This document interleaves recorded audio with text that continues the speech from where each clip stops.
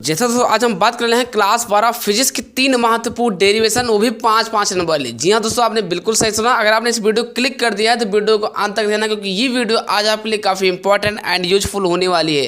मेरे भाई 3 महत्वपूर्ण डेरिवेशन बताऊंगा, आंसर सहित सबसे सटीक से सटीक आंसर द्वारा बताऊंगा।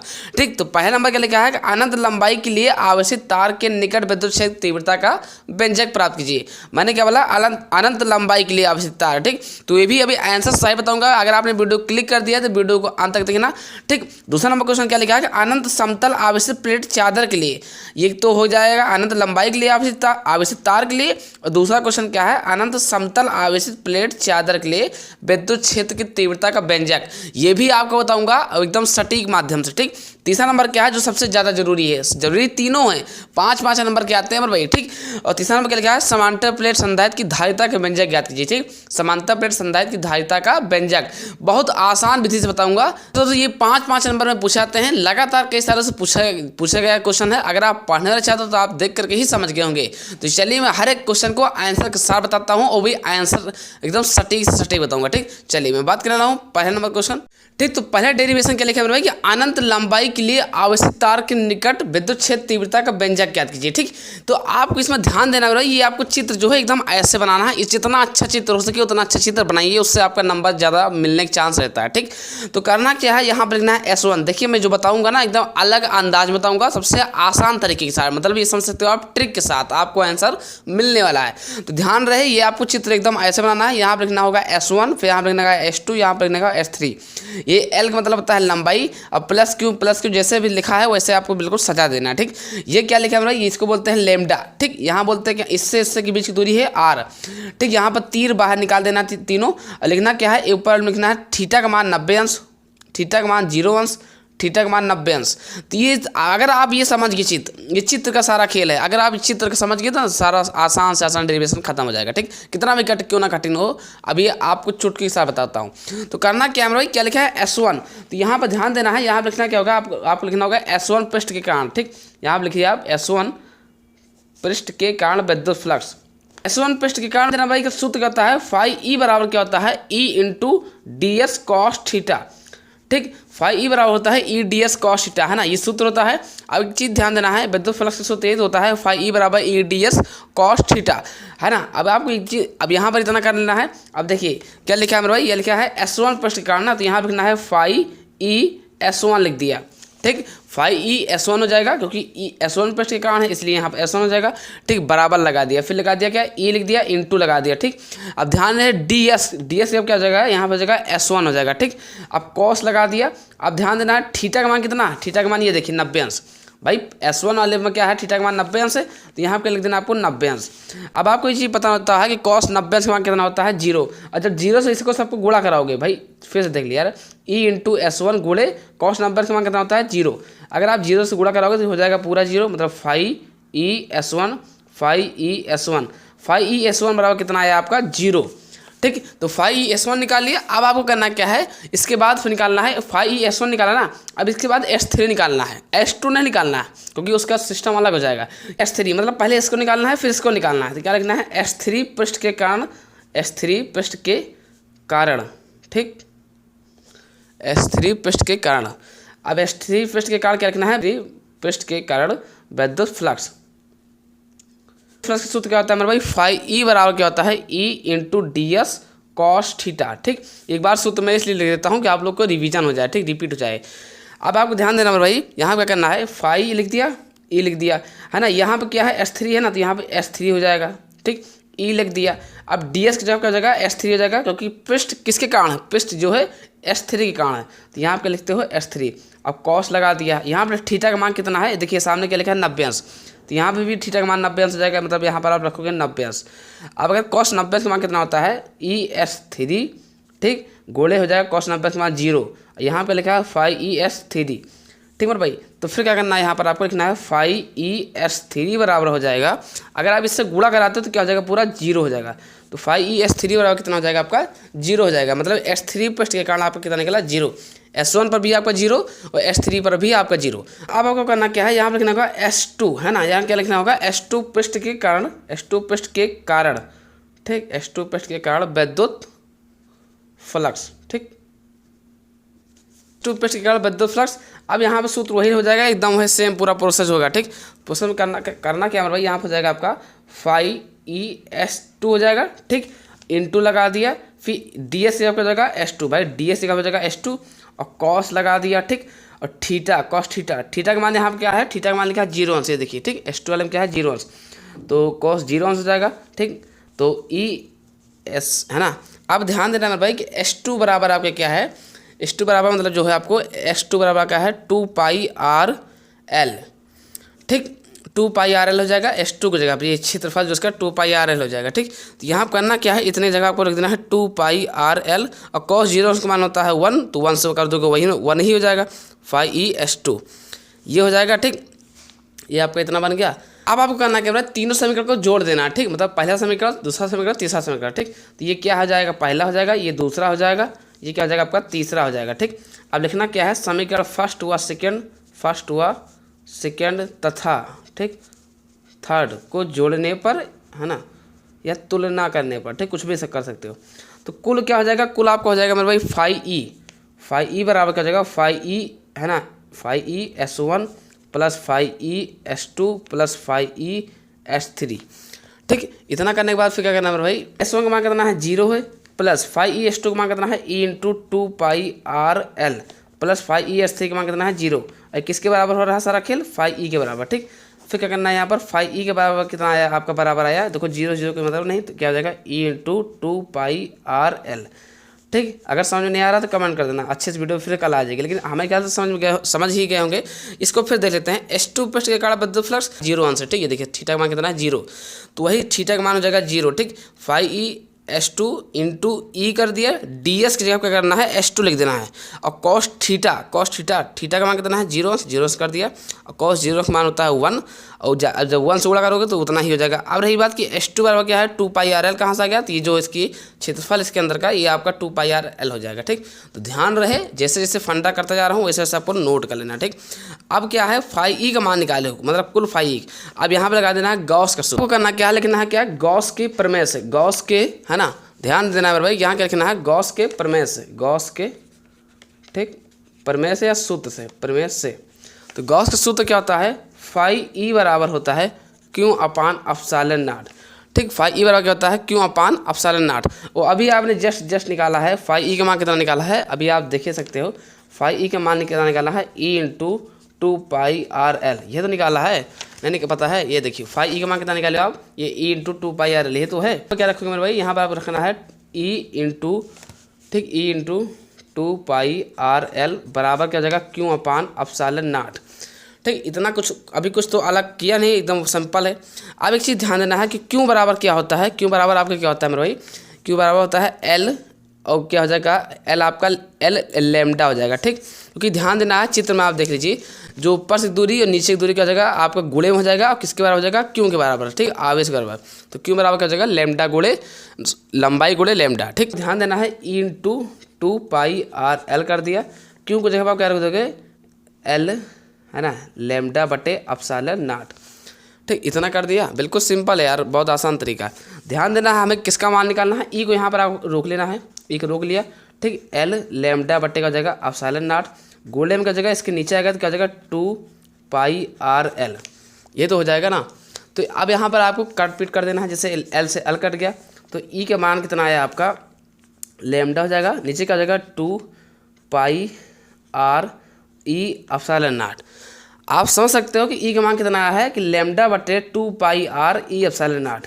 बस यही आपका सूत्र था, मतलब आपका जो अनंत लाना था। तो आपका पहला डेरिवेशन कंप्लीट। ध्यान रहे अच्छे से तैयार करना होगा, क्योंकि 5 नंबर या कभी कभी 8 नंबर में पूछ लिया जाता है अथवा करके, जैसे न्यूमेरिकल नहीं आता, इसको लगा दोगे ना अच्छा खासा नंबर प्राप्त कर सकते हो। तो ये काफ़ी इंपॉर्टेंट है बोर्ड परीक्षा, यूपी बोर्ड क्लास 12 के लिए। ठीक, ध्यान रहे, अगर चाहते हो ऐसी वीडियो हमें मिलती रही फिजिक्स केमिस्ट्री मैथ पर, बायो पर और कमेंट के अनुसार, तो सब्सक्राइब वगैरह कर लेना है, तो ये आपके लिए बेहतर और अच्छा होगा। और कमेंट जरूर कर देना कि वीडियो कैसी लग रही है। ठीक, तो अभी मैंने आपको पहला बताया है। चलिए अब बात करता हूँ दूसरा नंबर। अगर कोई दिक्कत है ना इसमें तो कमेंट जरूर कर देना, कुछ दिक्कत नहीं होनी चाहिए। गॉस का प्रमेय सूत्र लगा दिया, phi-E बराबर Q अपान एप्सिलॉन नॉट।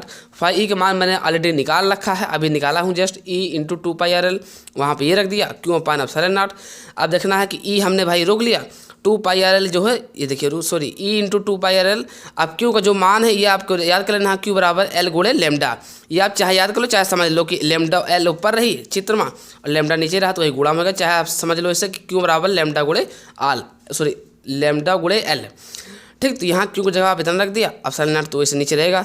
ई को यहाँ पर रोकना है, इसके नीचे भेज दिया, एल से एल कट गया, क्यू सॉरी लेमडा बटे ई साइन नॉट 2πrl। बस इतना करना है, 5 नंबर आपके हाथ में तुरंत पक्का। चलिए पहला नंबर कंप्लीट। अब हम बात करते हैं दूसरा नंबर। हम बात करते हैं दूसरा नंबर क्वेश्चन क्या है। दूसरा नंबर ये लिखा है डेरिवेशन कि अनंत समतल आवेशित प्लेट चादर के लिए सूत्र। ठीक, अनंत समतल आवेशित प्लेट चादर के लिए सूत्र, ये काफ़ी इंपॉर्टेंट है, ध्यान रहे इसमें। चित्र आपको एकदम ऐसे बनेगा। ठीक, चित्र आपको जैसे लिखा हूँ जैसे बनाओ ना एकदम ऐसे, अगर आप बना देते हो तो आपके हाथ में 8 नंबर या फिर 5 नंबर का आता है, ज़्यादा से ज़्यादा 5 नंबर में पूछा आता है। ठीक, डेरिवेशन है ना, ये हो सकता है 8 ही नंबर में आ जाए अथवा करके, तो ध्यान रहे इंपॉर्टेंट क्वेश्चन के अंतर्गत आता है। ठीक, तो क्या लिखा है मेरे भाई, यहाँ पर आपको एकदम ऐसे चित्र बनाना है। ठीक, यहाँ पर लिखना है थीटा का मान 0 अंश है। यहाँ थीटा का मान क्या लिखा है, यहाँ थीटा का मान 0 अंश, तो इसके सामने वाला भी थीटा का मान 0 अंश। S2 का मान केवल क्या होगा, थीटा का मान 90 अंश। यहाँ S1 पृष्ठ है, यहाँ पर S2 पृष्ठ है, यहाँ पर S3 पृष्ठ है। ठीक, और ऊपर कौन सा आवेश है, plus Q plus Q plus Q, नीचे कौन सा होगा minus Q minus Q minus Q. ठीक, ये क्या लिखा है, ए इंटू सिग्मा लिखा है। ठीक, ध्यान रहे ए इंटू सिग्मा है, यहाँ पर S1 है, यहाँ पर S2, यहाँ पर S3 है, थीटा का मान 0 अंश, थीटा का मान 90 अंश, थीटा का मान 0 अंश। समझ गए ना। तो फिर वही चीज़ इसमें भी करना है कि S1 पृष्ठ के कारण विद्युत फ्लक्स, वो एकदम वही फंडा लगाना है। फंडा क्या है अपना फंडा वही है कि S1 पृष्ठ के कारण, ठीक, S1 पृष्ठ के कारण, ठीक, S1 पृष्ठ के कारण विद्युत फ्लक्स, फिर क्या करना है, S1 पृष्ठ के कारण विद्युत फ्लक्स। अब विद्युत फ्लक्स का सबसे पहले सूत्र बताइए क्या होता है। सूत्र भाई वही होता है कि फाई ई बराबर ए इंटू डी एस, ठीक, कॉस थीटा। ये रहा आपका सूत्र। कौन सा सूत्र है, विद्युत फ्लक्स का सूत्र है। ठीक, अब आपको करना क्या भाई, यहाँ पर ध्यान देना है कि है ना, यहाँ पर क्या हो जाएगा फाई ई, और कौन सा पृष्ठ है ये, तो यहाँ हो जाएगा S1 हो जाएगा। ठीक, बराबर लगा दिया, ई इंटू डी एस जब क्या हो जाएगा, अब आप ही बताओ, डी एस जब हो जाएगा S1। ठीक, क्योंकि डी एस का मतलब ये होता है कि कौन सा पृष्ठ, तो कौन सा पृष्ठ है, S1 पृष्ठ है। ठीक, और कॉस लगा दिया। ध्यान देना थीटा का मान कौन सा है, थीटा का मान लिखा 0, तो यहाँ क्या हो जाएगा cos 0। अब क्या हो जाएगा ई इंटू S1। ठीक, और cos 0 का मान कितना होता है, cos 0 का मान कितना होता है भाई, अब ये बताओ, cos 0 का मान होता है 1, तो यहाँ कर देना है 1। ठीक, अब क्या हो जाएगा ई इंटू S1, है ना। अब S1 की बात आई है मेरे भाई, तो यहाँ पर एक चीज़ और याद कर लेना है कि S1 बराबर किसके है, ए के, एरिया के। ठीक, तो यहाँ पर ए हो जाएगा। ठीक, अब बोलोगे सर ये कैसे आया, तो जो मैं आपको बता रहा हूँ एकदम वो ऐसे ही करिए 2 मिनट के लिए। ठीक, कोई S1 के बराबर आपको क्या मान लेना है, ए, क्योंकि जो क्षेत्रफल है वो एरिया के जो सरफेस है इसके जो एरिया गोला वाला है इसके ए के बराबर है क्षेत्रफल के। ठीक, तो जैसे बोल रहा हूँ अभी देखिए बाद में आपका समझ में आ जाएगा। ठीक, फाई ई S1, ठीक, तो क्या हो जाएगा ई इंटू ए। ठीक, बस यहाँ पर एक दिमाग ये लगाना है कि फाई ई S1 बराबर हो जाएगा ई इंटू ए, मतलब S1 का आपको ए मान लेना है, यही इतना दिमाग लगाना है। ठीक, बाकी भी कुछ नहीं है, अब ये समझा रहे हैं देखते रहिए। ठीक, अब S1 पृष्ठ के कारण हो गया, मैंने क्या बोला है कि S1 निकालने के बाद तुरंत S3 निकालना है, S2 आपको नहीं निकालना है, S2 सबसे बाद निकालना है। ठीक, तो फिर क्या लिखना है, यहाँ पर लिखना होगा S2 पृष्ठ के कारण विद्युत फ्लक्स, फिर यहाँ पर लिख दिए S2, है ना, क्या लिखना है, S2 पृष्ठ के कारण, ठीक, S2 पृष्ठ के कारण विद्युत फ्लक्स, S1 के बाद S3 निकालना है ना, S2 अभी नहीं निकालना है, S2 आपको बाद में निकालना है यार। यहाँ का जगह S3 पृष्ठ के कारण विद्युत फ्लक्स। ठीक, तो S2 आपको नहीं निकालना है, S3 निकालना है, तो S3 पृष्ठ के कारण विद्युत फ्लक्स। अब आपको पता होना चाहिए कि वही विद्युत फ्लक्स सूत्र क्या होता है, तो फाई ई बराबर E into D S cos theta. इसको इसलिए लिख देते हैं कि बार बार याद आ जाएगा। ठीक, तुम लोग का नहीं कन्फ्यूजन हो जाती होगी ना।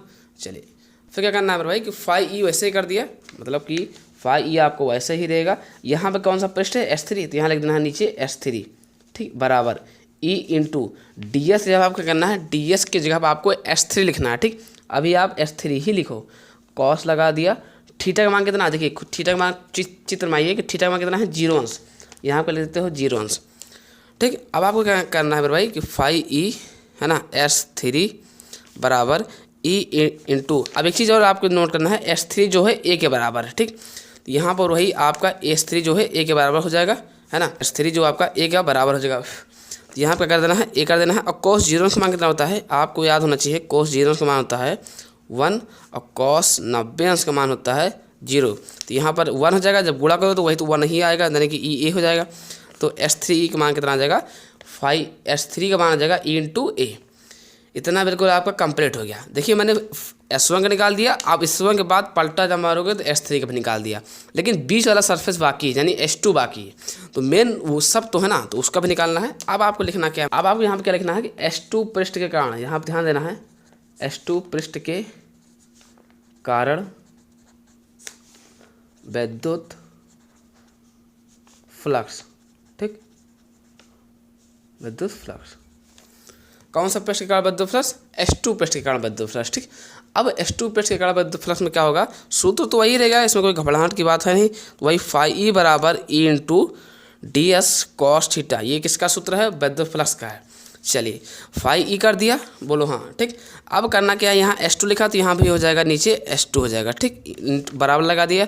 E इंटू ds की जगह आपको करना है, ds की जगह आपको S2 लिखना है, ठीक। S2 कर दिया, कॉस लगा दिया। अब देखिए यहाँ पर कि जो थीटा का मान यहाँ पर क्या है, S2 वाले पृष्ठ में जाओ। S2 पृष्ठ कहाँ है? ये पृष्ठ S2 वाला है, ठीक। ये पृष्ठ कौन सा है? S2 में थीटा का मान कितना रखा हमने? 90 अंश। मैंने क्या बोला, चित्र आपको अच्छे से जैसे मैं बनाया हूँ ऐसे चित्र आपको एक्यूरेट दिमाग में छपना चाहिए, चाहे 2-4 बार वीडियो देखो, चाहे डाउनलोड कर लो, लेकिन ध्यान रहे अच्छे से आपको चित्र में। अगर आप समझ गए तो समझो डेरिवेशन आपका खत्म हो चुका, ठीक। अब एक चीज़ और ध्यान देना है कि फाई कर दिया, ई कर दिया, S2 कर दिया, और कॉस 90 अंश का मान कितना होता है? 0। और जब 0 से सब कुछ गुणा कराओगे तो 0 हो जाएगा, बात है खत्म। ये आपका हो जाएगा, ठीक। इतना तो आप समझ गए होंगे ना मेरा कहना क्या है, कि जब आप कॉस 90 का मान होता है 0, और जब 0 से गुणा कराओगे तो 0 हो जाएगा। अब आपको करना क्या है, अब लिखना है कुल विद्युत फ्लक्स। यहाँ पर लिखना है कुल विद्युत फ्लक्स। तो कुल विद्युत फ्लक्स का क्या हो जाएगा मेरे भाई, कुल विद्युत फ्लक्स आपको क्या हो जाएगा, φE बराबर हो जाएगा, φE है ना, या ऐसे लिख सकते थे कि समीकरण फर्स्ट प्लस समीकरण सेकेंड प्लस समीकरण थर्ड को जोड़ने पर हमने क्या लिख दिया, कुल विद्युत फ्लक्स। तो φE S1 plus φE S2 plus, ठीक, φE S3, मतलब 3 समीकरण को जोड़ा गया है। तो ध्यान रहे φE S1 का मान कितना है? EA है, ठीक, मतलब पहला समीकरण क्या है? EA है, तो E इंटू ए हो जाएगा प्लस, ठीक। φE S2 का मान कितना है? ये देखिए आपके सामने लिखा है 0 प्लस φE S3 का मान कितना है? ये E इंटू ए, यहाँ पर क्या कर दिया? E इंटू ए। इधर कुल क्या है? φE करना क्या है, φE बराबर क्या करना है, देखिए EA इंटू EA क्या हो जाएगा? 2 है ना, EA हो जाएगा, ठीक, मतलब E और EA आपको जोड़ कर 2EA हो जाएगा। ये आपका क्या निकला? φE का मान लिखना है। अब इस सूत्र को उठा के गॉस के सूत्र में रखना है, गॉस के प्रमेय से या फिर गॉस के सूत्र से। तो मैं तो ज़्यादा अच्छा रहेगा कि गॉस के प्रमेय से लिखता हूँ, ठीक, गॉस के प्रमेय से। आपको क्या कहना है? गॉस के प्रमेय से। अब आपको ध्यान देना है कि गॉस का प्रमेय मतलब वही सूत्र क्या होता है? φE बराबर होता है Q अपान, है ना, एप्सिलॉन नॉट। ये रहा सूत्र, ये तो सूत्र होता है। तो मैंने अभी क्या निकाला है, φE का मान निकाला, ऑलरेडी नहीं निकाला है, चलिए फिर देख लो। ये φE का मान कितना है? 2EA, याद कर लो। करना क्या है? 2EA रख दिया, बोलो सिंपल है। ध्यान है क्यू का मान हमें नहीं पता, क्यू का मान भी एक चीज़ होता है, अभी उसको बताएंगे। अब आपको एक नोट कर लेना है, बगल में जो बगल वाली चीज़ें है उसको नोट करते चलिए। जैसे कि क्यू का मान जो होता है वो किसके बराबर होता है? ए गुणे है ना, सिग्मा के, ए गुणे सिग्मा के, मतलब क्यू के बराबर आपको क्या रखना है? ए गुणे सिग्मा रखना है ना। तो आप बोलोगे ये कहाँ से आया? तो ये देखिए, है ना, ए इंटू सिग्मा मैंने पहले ही लिख दिया था आज, है ना, जो भी करना है इसमें फंडा। तो यहाँ पर क्या हो जाएगा? ए गुणे सिग्मा बट्टे क्या हो जाएगा? ई एप्सिलॉन नॉट, इधर क्या हो जाएगा? 2EA। अब एक चीज़ आपको ध्यान देना है, इसमें आपको ई का मान निकालना था, तो ई को हमने रोक लिया। ए गुणे सिग्मा बट्टे का हो जाएगा एप्सिलॉन नॉट, तो वैसे क्वेश्चन वही है। बाकी क्या हो जाएगा? नीचे आ जाएगा 2, इसके नीचे का आ जाएगा ए, है ना। ई को आपने रोक लिया, बोलो हाँ, 2A को नीचे भेज दिया इसके बगल में, ठीक, जैसे ये आ गया। तो देखिए ए से ए आपका कैंसिल, तो क्या हो जाएगा? ई बराबर हो जाएगा सिग्मा अपान 2 एप्सिलॉन नॉट। बस हो गया काम खल्लास। हाँ, बस इतना ही करना भाई। ई का मान कितना आया है? सिग्मा बटे 2E एप्सिलॉन नॉट।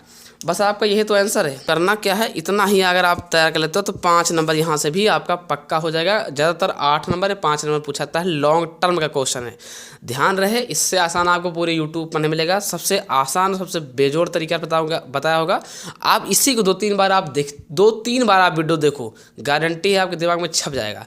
और शेयर वगैरह कर देना, ठीक, अगर पसंद आ रही वीडियो तो मैंने क्या बोला? सिग्मा ऊपर वैसे हो जाएगा, नीचे ए से ए कट गया तो क्या हो जाएगा? 2E epsilon not. सटीक भाषा में मैंने बताया है, इतना करना। ज़्यादा इसमें कुछ लंबा अगर करते हो ना तो भूल ही जाओगे, आपको दिक्कत ही होगा। आसान पकड़ो काम, ठीक, जितना आसान काम हो जाए उतना जल्दी सही देगा, क्योंकि पेपर निकट है।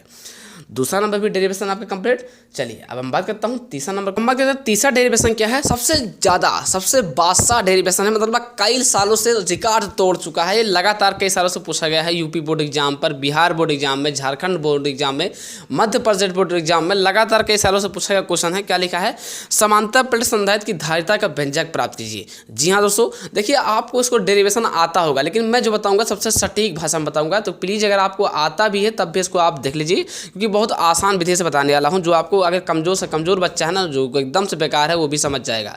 बस ध्यान रहे, अगर सही से देखता है और सही से नोट करता है कापी पेन लेकर के तब। ठीक, तो सबसे पहले मैं आपको ये कहना चाहूँगा, सजेस्ट करना चाहूँगा कि आपको चित्र जो है एकदम ऐसे बनना चाहिए, एकदम एक्यूरेट चित्र है। आज जो मैंने चित्र बना हूँ ना, इस समांतर प्लेट संधारित्र का एकदम नंबर 1 का चित्र बना है। ऐसे भी अच्छा बनाने का प्रयास करो, जितना ही अच्छा बन पाए। चित्र में लिखना क्या है, ऊपर लिखना होगा ए, यहाँ पर लिखना होगा बी, ए के सामने बी। ठीक, यहाँ पर क्या है, कौन सा आवेश है, प्लस क्यों प्लस क्यों प्लस क्यों। यहाँ पर क्या है, आप बोलोगे सर यहाँ पर माइनस तो लिख दिया, लेकिन क्यों कहाँ लिखा, तो ध्यान रहे बेटा, कभी भी आवेश को माइनस से नहीं लिखते हैं, मतलब लिख दो चिन्ह, वो अपने आप को समझो, लेकिन माइनस प्रदर्शित नहीं करते हैं। ठीक, तो क्यों आवेश जो होता है प्लस में होता है, तो प्लस प्लस लिख दिया, लेकिन माइनस माइनस हो जाएगा। यहाँ पर माइनस का क्यों नहीं लिखना, आपको केवल माइनस माइनस लिख देना, बाकी समझ जाएगा। ठीक, ये जो धारा इधर ही तो बह रही ना, तो बीच में क्या हो जाएगा, ई है ना, क्योंकि इलेक्ट्रोड विद्युत क्षेत्र लग रहा है। यहाँ से यहाँ के बीच की दूरी कितना है, डी। ये क्या है, सिग्मा, यहाँ पे सिग्मा। ठीक, अब वी का मान नीचे क्या हो जाएगा, जीरो, जो ऊपर से धारा नीचे का आएगी जीरो हो जाएगा। मतलब चित्र आप इतना ऐसा सजा देना। चलिए, चित्र तो आप सजा दिया और सब कुछ आप समझ गए। अब यहाँ पर मैं एकदम सटीक तरीका बताऊँगा, मतलब 6 लाइन 4 लाइन में ख़त्म हो जाएगा पूरा। ठीक, तो सबसे बेहतरीन तरीका क्या है, एक चीज़ आपको लिखना होगा, एक चीज़ आपको यहाँ पे लिखना होगा।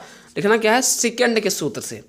ठीक, अब ये बोलोगे सर सेकंड का सूत्र क्या है, यही तो आपको पता नहीं होगा। अगर नहीं पता है तो प्लेलिस्ट में वीडियो पड़ी हुई है, जाके अच्छे से देख लो। अगर आपको नहीं देखना वीडियो ना, तो बस इतना खाली लिखो, सेकंड के सूत्र से किसी के माई की लाल में दम नहीं जो इसको काट दे। या अगर आपको समझ में ना आए तभी हमको बताना, ये समझ में आ जाएगा, क्योंकि मैं बहुत सटीक तरीके से बताने वाला हूँ। ठीक, हो सकता है आपको हैंग भी कर जाए दिमाग से। ठीक, लेकिन मैं यही कहना चाहूँगा, आराम से देखिए, है ना, बिल्कुल निश्चिंत हो जाइए, बहुत बेहतरीन तरीका से बताऊंगा। ठीक, तो लिखना क्या है, सेकंड के सूत्र से। ठीक, अब सेकंड का सूत्र क्या होता है, तो सेकंड का सूत्र होता है, याद कर लीजिए, सेकंड का सूत्र होता है सिग्मा ए, ठीक, माइनस सिग्मा बी बटे क्या होता है 2 एप्सिलॉन नॉट।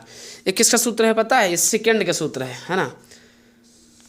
अब इस सेकंड का सूत्र बहुत बच्चे तो भाई वीडियो नहीं देखे हैं पुरानी, तो अब दिक्कत देगी ना, मामला तो यही है। चलिए कोई बात नहीं, इतना आप याद कर लीजिए बस, क्योंकि पेपर निकट आ गया है। मैं आप इतना अगर आप तैयार कर लिया सेकंड के सूत्र से, इतना लिख दिया बस, क्योंकि देखिए एग्जामिनर वहाँ खाली कॉपी चेक करता है, कुछ पूछता नहीं है ना, तो तुम्हें यही इतना कर देना है बस। अब ई कर दिया बराबर सिग्मा, है ना। अब देखिए ए पर कौन सा आवेश है, मैंने क्या बोला, मैंने भी एक चीज़ बोला है कि ए पर कौन सा आवेश है, तो ए पर कैसा आवेश है, प्लस प्लस है। तो यहाँ पे क्या करना है मेरे भाई, यहाँ लिख देना, आपको कौन सा आवेश लिखना है, प्लस लिख देना है, यानी कि प्लस का क्या हो जाएगा 1 हो जाएगा, माइनस लगा दिया। ठीक, प्लस हो जाएगा 1। ठीक, माइनस तो वैसे रहेगा ही भाई, माइनस का तो माइनस ही है, लगा दिया सिग्मा। अब बी पर कौन सा आवेश है, ध्यान दीजिए, बी पर माइनस माइनस यानी कि माइनस का हो जाएगा 1 भाई, क्यों तो लिखेंगे नहीं, यही 1 लिखेंगे। ठीक, और नीचे क्या लिखा है 2 एप्सिलॉन नॉट, बिल्कुल राइट। ई बराबर सिग्मा का नाम सिग्मा हो जाएगा, बोलो हाँ, और माइनस माइनस हो जाएगा प्लस, सिग्मा का नाम सिग्मा बटे नीचे का हो जाएगा 2 एप्सिलॉन नॉट। ठीक, इतना कंप्लीट। अब आपको ध्यान देना है मेरे भाई कि ई तो आपका वैसे ही रहेगा, और सिग्मा कितना हो जाएगा 2 सिग्मा, नहीं समझे, सिग्मा और सिग्मा हो जाएगा जुड़ करके 2 सिग्मा, और नीचे का लिखा है 2 ई एप्सिलॉन नॉट, ऑलरेडी लिखा ही रखा है। अब एक चीज़ आपको ध्यान देना है यहाँ पर कि 2 से 2 कैंसिल, भाई 2 से 2 तो ऊपर भी है नीचे भी कैंसिल, तो बचेगा क्या आपका ई बराबर हो जाएगा sigma upon E epsilon not, ये आपका आ गया।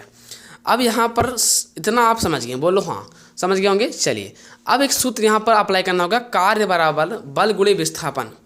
ठीक, अब सूत्र कैसा है देखिए, कार्य बराबर, है ना, ये जो लिख रहा हूँ ना इसके नीचे लिखना चाहिए, यहाँ पर लिखना है। ठीक, चलो यहाँ लिख देते हैं, तो गड़बड़ा जाएगा मामला। ठीक, यहाँ पर लिखना है कार्य बराबर बल गुणे विस्थापन।